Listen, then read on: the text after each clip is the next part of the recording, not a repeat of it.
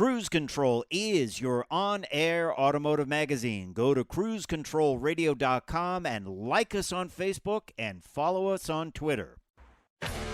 This is Cruise Control. Your on-air automotive magazine with co-hosts Fred Staab and Les Jackson. Everything you need to know about new and used cars. Industry news. We'll fix or repair your car on the air. Fasten your seatbelts and let us take the wheel. Now, your ride is about to begin. Because you're on Cruise Control. Cruise Control. Cruise Control.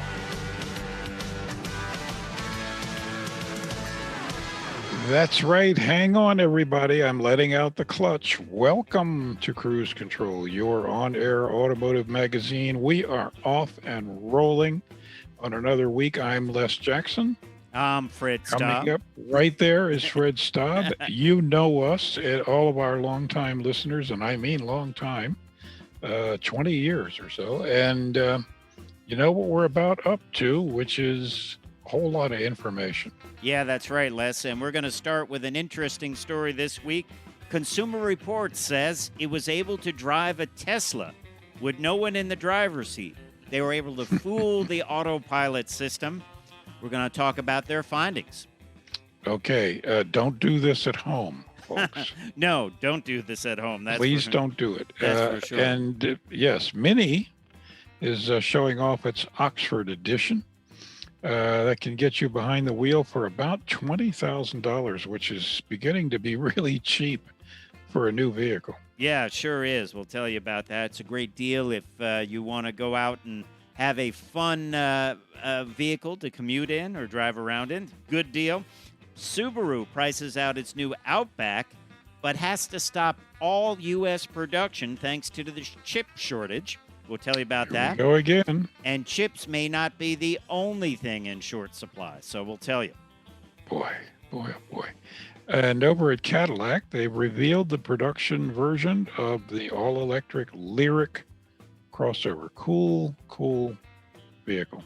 Yeah, absolutely, Les. We'll tell you about that and a whole lot more when we get rolling on this edition of Cruise Control Radio, your on-air automotive magazine. I'm Fred Staab. He is Les Jackson. We are glad you are along for the ride with us. And as Les said, we're just getting started. Don't forget to check us out at cruisecontrolradio.com, where you can like us on Facebook, follow us on Twitter. We're going to have a lot of posts up on our Facebook page following along. Also, a link to a great documentary that we're going to tell you about in a little bit. It is on the FYI channel, and it is called Everything You Need to Know, or Everything You Need to Know About Overlanding. That's right. We'll talk a little bit about that, Les. And it's a lot to get to. We're also going to tell you about some of the cars we'll be reviewing, right? We will. We have a pretty full schedule of test vehicles that we get into every week.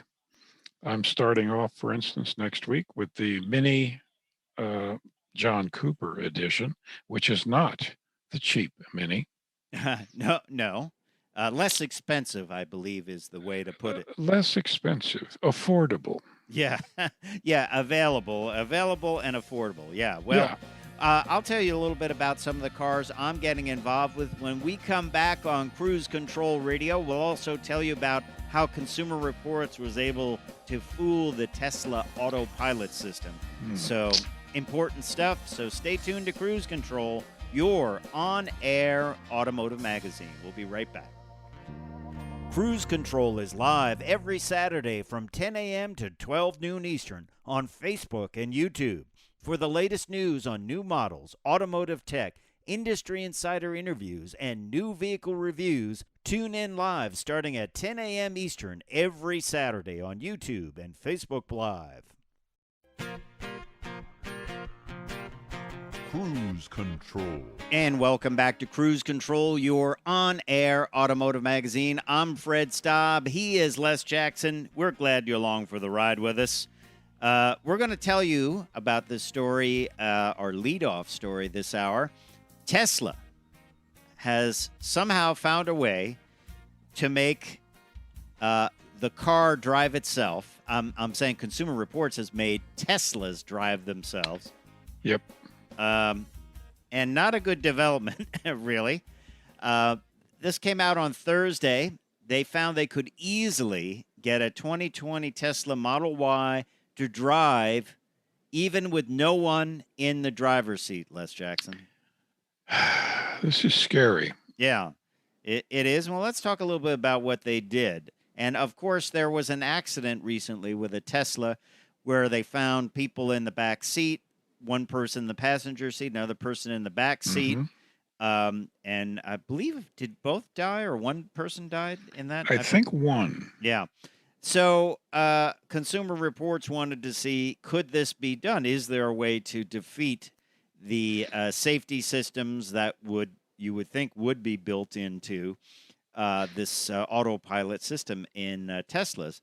And they found they could do it. They, on a closed test track, they could operate autopilot without somebody in the driver's seat. Now, they had to do it in a little bit different way than what most people would do, Les. It involved putting a weighted chain on the wheel and keeping the seatbelt buckled on the driver's seat. Now, it's something that you probably could do yourself. I don't think many people have a weighted chain with them, but certainly you could buckle the seatbelt and probably put something on the steering wheel, right? Yeah. By the way, these aren't instructions. No. So in fact, they did have to defeat the seat sensor. Yeah. So at least in the software, it has to detect someone in the seat. Well, I'm not sure if it was in the seat or whether it was a weighted chain just to make it feel like somebody was touching the steering wheel.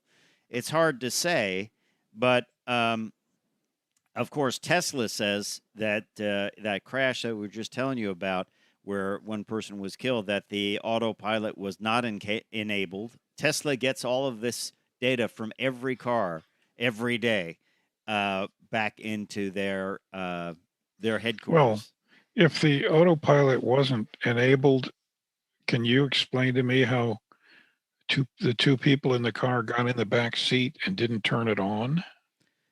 I can't.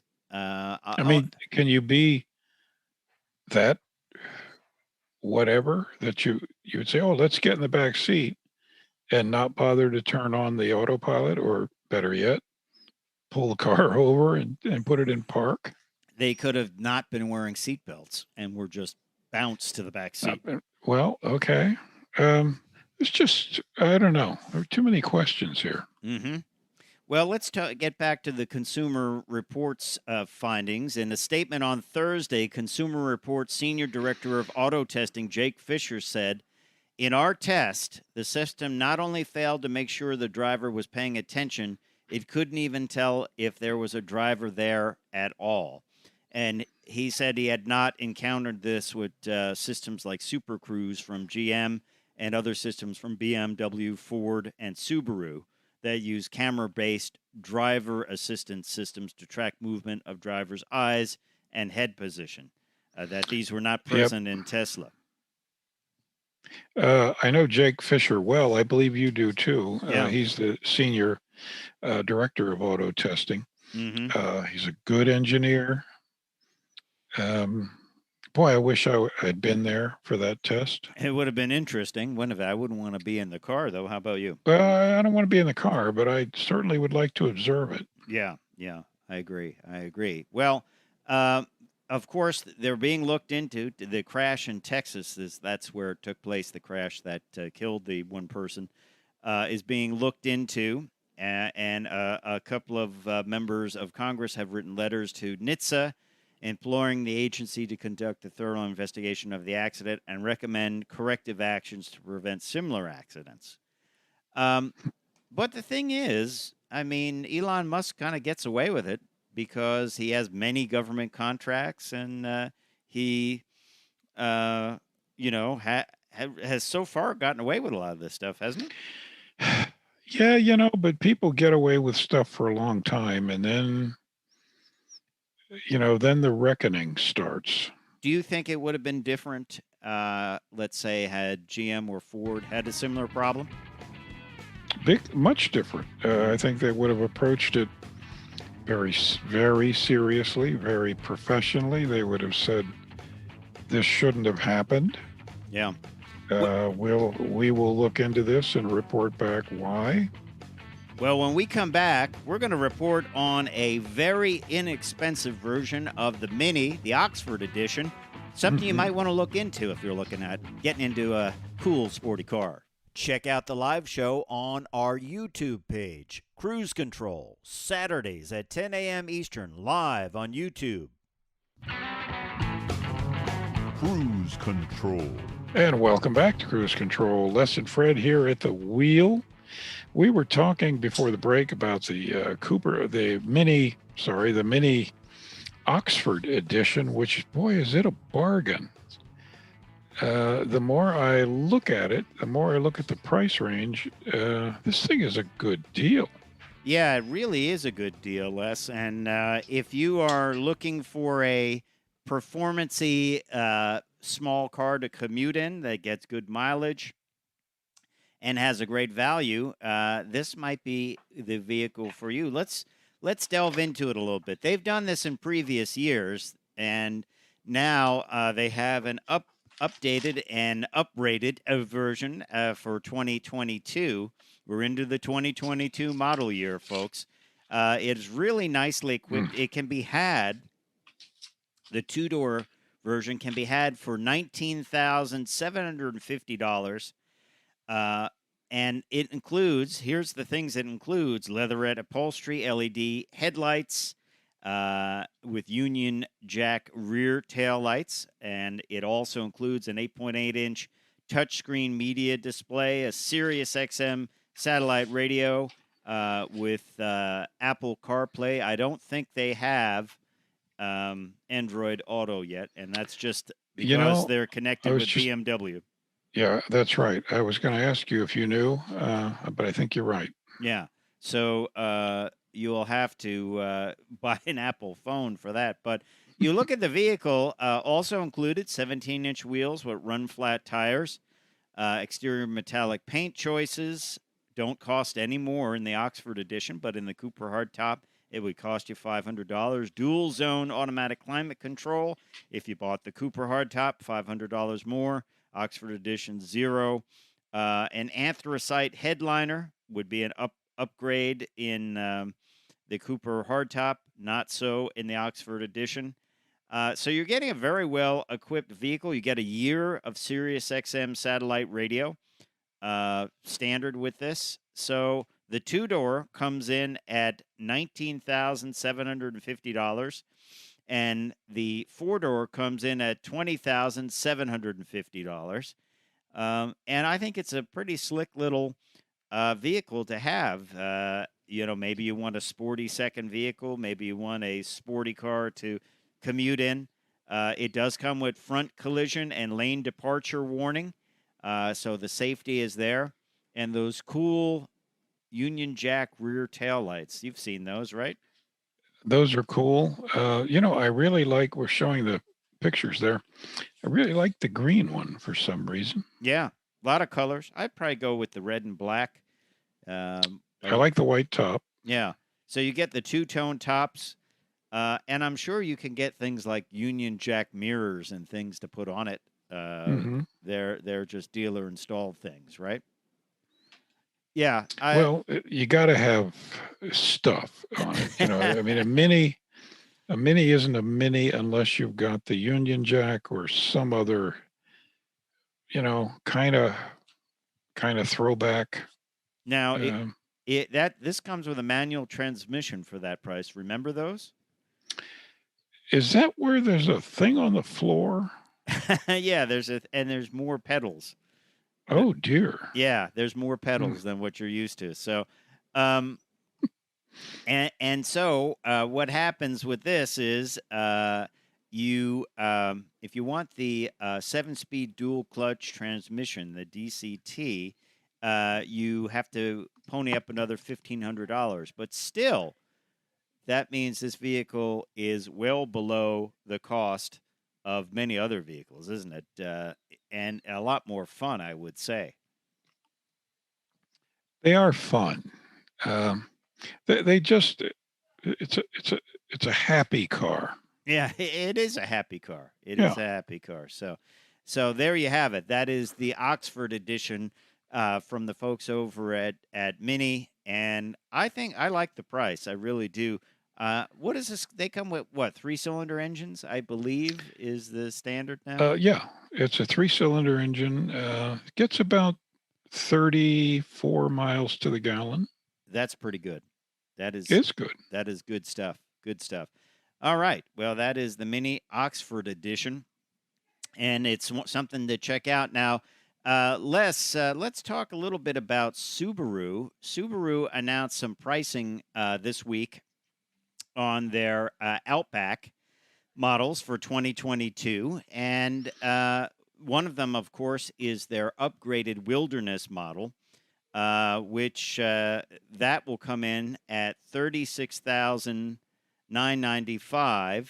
That is MSRP, but with shipping, it comes in at $38,120, which is a little bit more pricey than that Oxford Minute.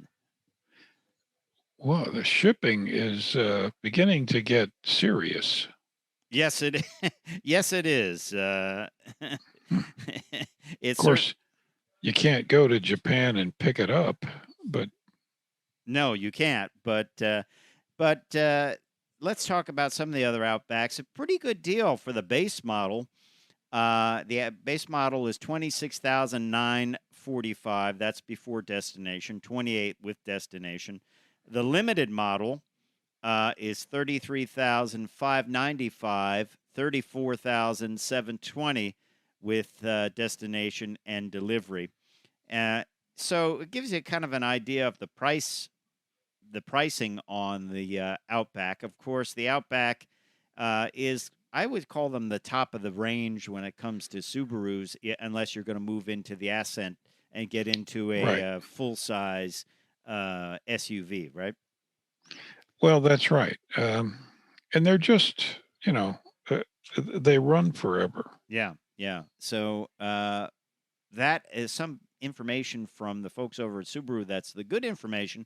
The bad information is they had to stop all American production. You're like, why do they do that? Don't they want more vehicles? No. This means, Les, 15,000 vehicles won't be built this month. And once again, this is a problem with chip availability.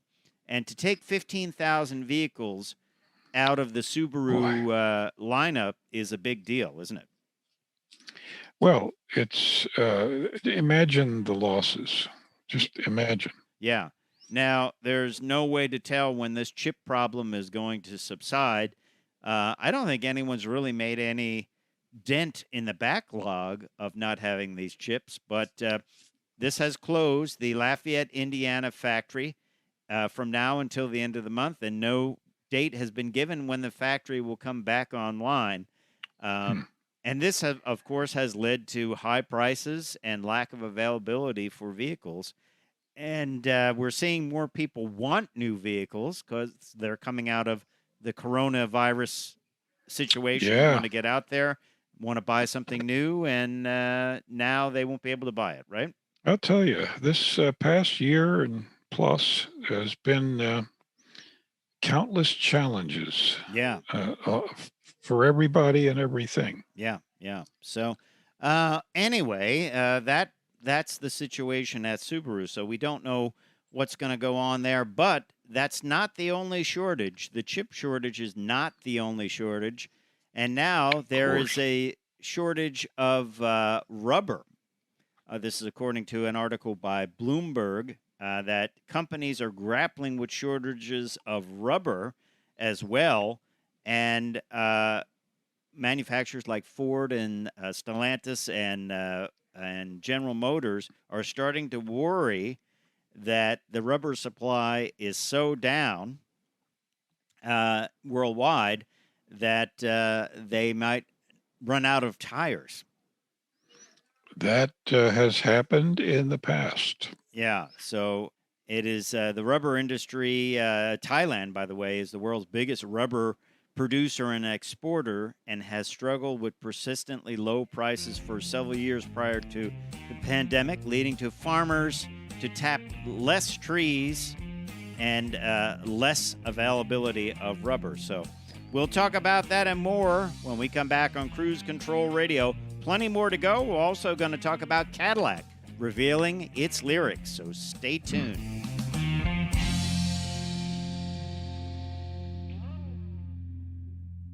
Got a topic or a vehicle you'd like Cruise Control to cover? Leave us a comment on our Cruise Control Radio Facebook page.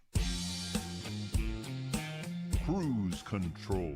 And welcome back to Cruise Control, your on-air automotive magazine. Hello again, everyone. I'm Fred Staab, and he is none other than Les Jackson. How you doing, Les? Well, he used to be.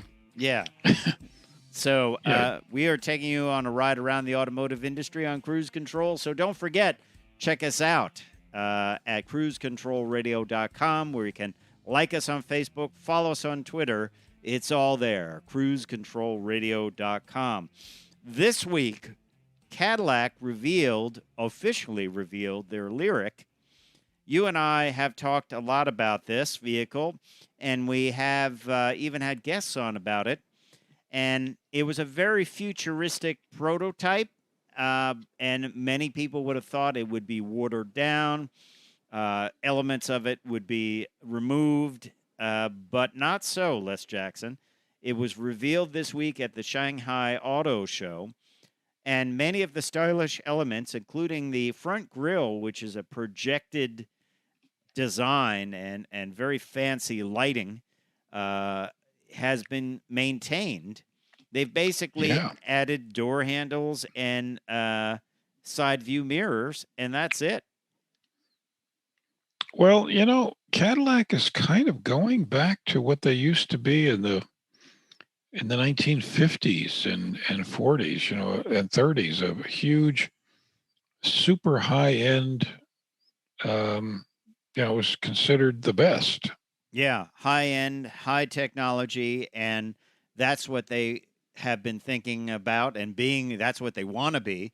And, of course, they're going to be the first mark in the GM world to go completely electric. And the Lyric is going to certainly be the lead-off batter in that.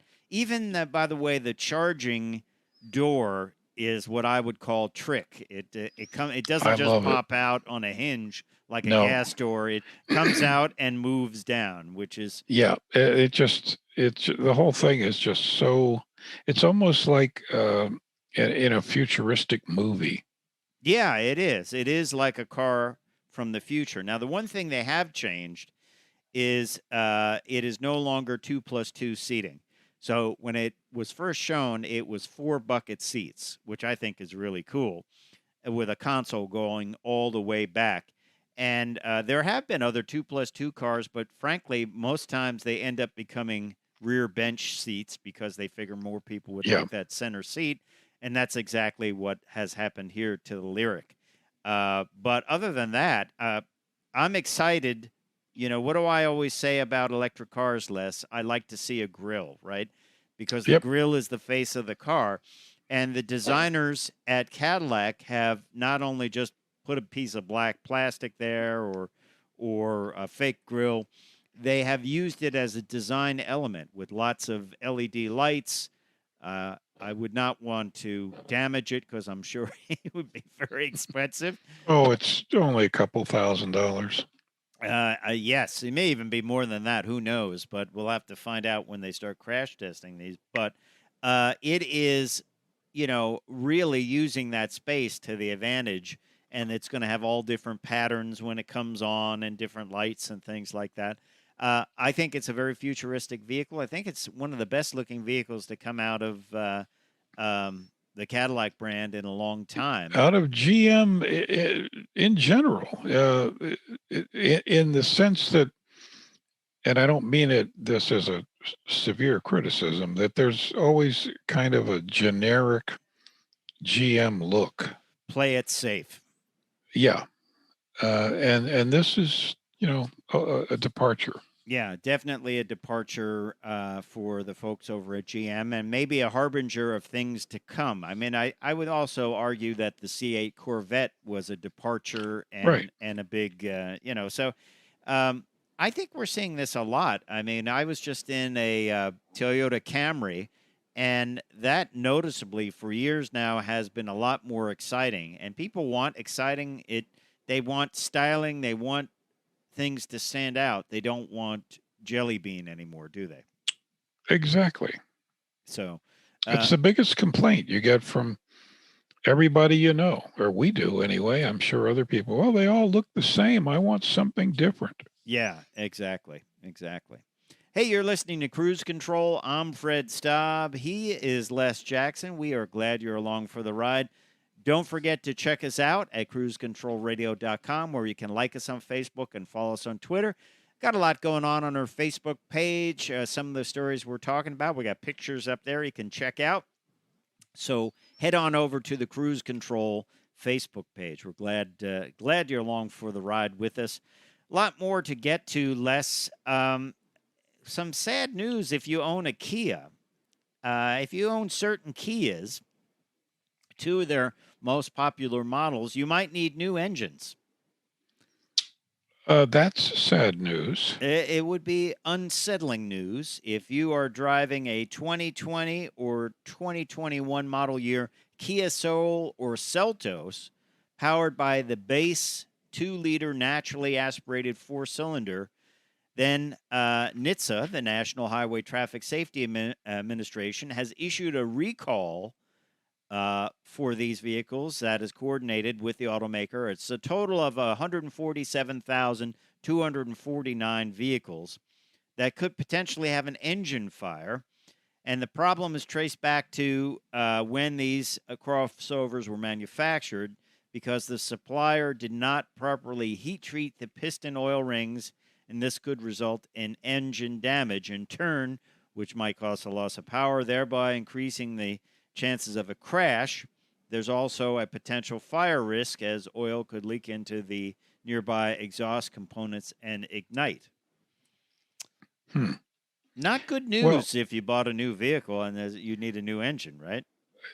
Yeah, but on the plus side, at least they're telling you, look, we're going to take care of this.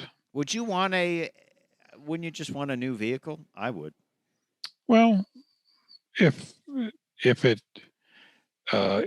you only had a few hundred miles on it, yeah. But otherwise, if I've had it, for the better part of a year, and I put 10,000 miles on it, and I like it, well, give me a new engine. Yeah, and some money to offset the depreciation. Yeah, or loss of market value. Of course, this will be a new engine. We're not going out and getting some engine that's been sitting out in the sand or whatever. This would be a brand new engine. So owners should keep an eye on their oil pressure warning light. They should also be aware if they hear strange engine noises and increased oil consumption. I would imagine it would also be smoking pretty bad too, wouldn't it?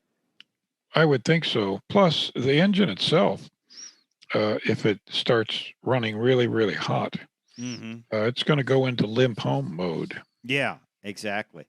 And the vehicles affected by this will need a complete new engine.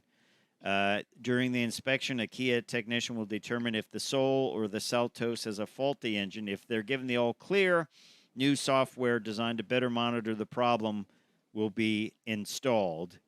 And, of course, the work will be done free of charge, including a possible engine swap, which would probably be quite expensive, wouldn't it? Oh, that's $9,000. Yeah.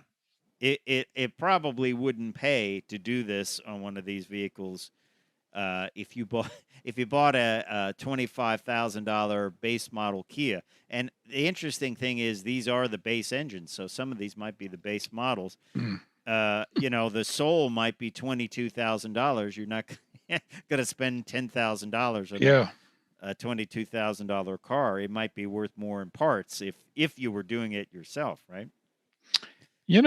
There could be some situations where they just total the car. Yeah, because it's just not worth it. But good for Kia standing by it. So if you have one of those models with that 2-liter naturally aspirated 4-cylinder engine, it came in the Kia Soul or the Seltos. By the way, also, both of those are great values if you're looking for vehicles. I drove a Soul not that long ago, and I thought this is a pretty well-equipped vehicle. They have a model that has just about everything in it, and I think it was no more than $23,000. It's pretty nice. And you get a new engine after 1,000 miles. Well, no need to change the oil, just change the engine. That's it. Yeah. Come in for your 10,000-mile check. Yeah, exactly. So anyway, if you are one of those that have one of those vehicles, stay tuned because you might be getting a note from the folks at NHTSA, and it's certainly one you don't want to ignore. Hey, I'm Fred Staab. He is Les Jackson. We are glad you're along for the ride. Stay tuned. Plenty more to go on the show. When we come back, well, we're going to talk about, I don't know, cars. Stay tuned. Oh, there you go.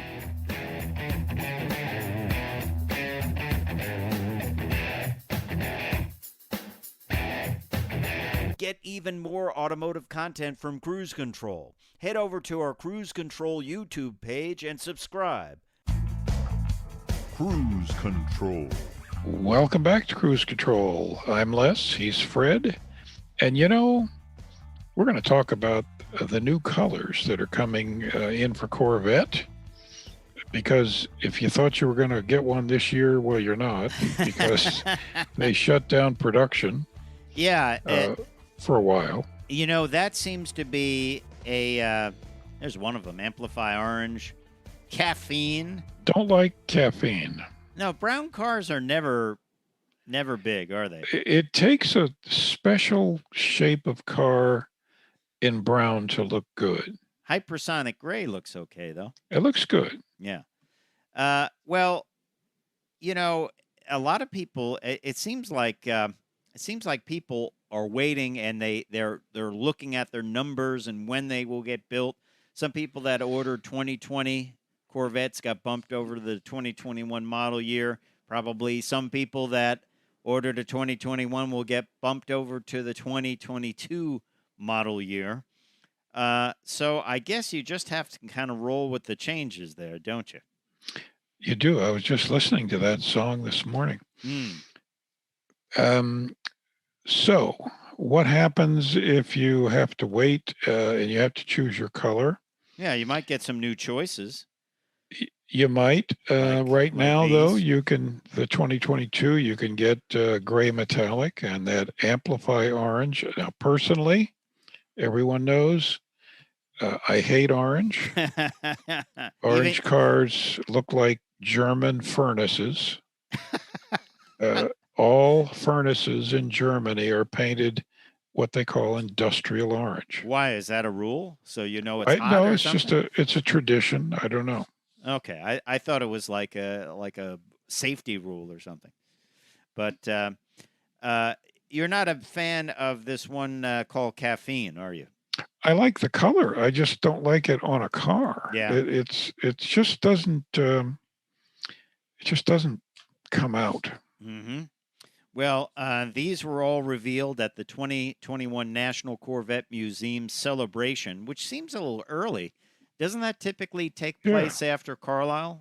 The Corvettes at Carlisle, which would happen the end of August. So typically that would be the first week of September or something like that. So it seems early this year. And, I think you can't just be locked into any one of these colors or anything like that because there's a good chance you may be bumped to the next model year, which I never think is such a bad thing unless you really wanted a certain color or you really wanted the buttons down the center console. There's some talk in 2023 they'll get rid of those buttons that run down the center center spine of the console. If you really want those, you might be out of luck. But these things are in big demand, and I've seen used ones selling for over $100,000. I think people Yeah. are actually flipping them. I think they are actually buying them. They don't want them, and then they're just turning right around and selling them for more money. In economics, that's known as the greater fool theory. And it does work. By the way, What? I like the car without a rear spoiler. I think it looks much better without a Yeah, rear. it does look good. It looks clean. What I'm hoping they do on the future C8 is that they put an active aero spoiler on the car. And you would think like, oh, that's crazy. You know, what are you talking about? In certain early prototypes, they had that spoiler that would come up when speed comes up or whatever, and then it would fold back in and just be completely flat. I think that would look cool. The back of the car looks great without it. Unfortunately, that means you can't get the Z51 package with all the goodies that brings in. I just think the spoiler looks like an add-on to me. I just don't like it. It does look like an add-on. Now, those active spoilers are expensive to produce, but since the price is going crazy, what does it matter? What's another couple of $1,000s, right? Yeah. Yeah. And I think with today's technology, you could make it where it was pretty compact and would not take up a lot of room, and probably would have small actuators and things like that. That it and make it simple to keep the cost down. Put a button on it, up, down. Don't do it speed oriented. Just say, hey, I want to run it up or I want to run it down. An on-off switch, up or down. Sort of like an antenna for your radio in the old days. How's that sound? Many people wouldn't know what you're talking about there. What are you saying, Les? You saying that I've been around for a while? I'm saying a power antenna. Boy, they haven't had those for what, 30, 35 years? Yeah, it's interesting when you think about it. Some of the vehicles, like the F-150, has a good old-fashioned screw-on whip antenna. Even I believe the Mustang has that. Probably you can buy a kit to put a telescoping antenna on it. Most people just put the little rubber ducky antenna on it. So that's something that has. It's funny. It was more advanced in the past. Well, except now the antennas are in the windshields. Yeah. Well, that's true. Hey, let's talk a little bit about another new vehicle from Audi, and it is called the Audi RS e-tron GT, and this is another all-electric vehicle from Audi in their e-tron lineup. Very sporty-looking vehicle, and it is going to be revealed tomorrow in Malibu, California, at the Cars and Coffee Gathering near the Malibu Kitchen at 3900 Cross Creek Road in Malibu, California, from 10 a.m. to 12 p.m. Pacific Daylight Time. I'll fly out in my private jet tonight. I'm gonna head out in my car and see if I make it there in time. What do you think? You'll have to drive very fast. Okay. Well, it produces 469 horsepower, which is quite stout, and or up to 522 horsepower with overboost for 2.5 seconds with launch control, and 464 pound-feet of torque. And it allows the e-tron to repeatedly accelerate from 0 to 60 in 3.9 seconds with a top track speed of 152 miles an hour, Les Jackson. Whew. Yeah, that is pretty cool. But if you want more, the RS e-tron GT produces 590 horsepower and up to 637 horsepower with overboost. Overboost is the new turbo, isn't it? It is. and boy, is it strong. Yeah. Then let's talk about charging, because you can't talk about a new vehicle without talking about charging. It can replenish its battery from 5 to 80% in about 22 and a half minutes. And it has an approximate range of 238 miles for the e-tron GT and 232 miles for the RS e-tron GT. I would imagine if you use that overboost, you can significantly decrease that. Yeah, you're going to cut down the range. Yeah, yeah. So just another performance electric car, outstanding. One thing that we're not going to see happen is horsepower numbers are not going to go down. I think it's one way to get people excited about electric cars. What we haven't seen yet, though, is something that is, let's say, as sporty as a GTI, at that price range that's electric. But I think we will. Hey, we appreciate you listening to Cruise Control Radio. Don't forget to check us out at cruisecontrolradio.com, where you can like us on Facebook and follow us on Twitter. Time for me to say I'm Fred Staab. I'm Les Jackson. We're going to see you down the road. Bye. Cruise Control is your on-air automotive magazine. Go to cruisecontrolradio.com.